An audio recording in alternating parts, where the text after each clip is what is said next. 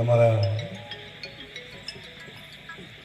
બુરાજી બેઠા છે, હાથે નાથે કાચ ફોડી નાખ્યા. તો મેં કીધું જાતે ને જાતે હું આજે જાહેરમાં બધાને કહું છું, મારી વિધાનસભાની ચૂંટણીમાં આ આગેવાનોએ ભેગા થઈને ભેગા રહીને જાતે ને જાતે ગાડીના કાચ ફોડ્યા, જાતે ને જાતે ત્યાં આગળ ગાડી ભેગા રહ્યા, રાતના પેલા કાપડા ઉઠી ઉઠીને, અને પછી કીધું કે જો આ ભાજપ વાળા મારા બેટા એ ભેગા હતા પાકા થયા. અને પછી આજે શંકરભાઈ આ કે મારા પડે ભાજપ વાળા શંકરભાઈના માણસો કર્યું. મેં કીધું ભગવાન તમારું ભલું કરે. અને અહીંયા ભોળો સમાજ થી કે હવે મારા બેટા કંઈક કર્યું છે, એટલે એક જ રાતે ત્યાં આગળ પેલું કર્યું. આ એટલે આ બધું કરેલું. એટલે હવે મને તમે તો બધા ઓળખો છો, પણ જિલ્લામાં બધા ના ઓળખતા બિચારા એ ભોળવાય.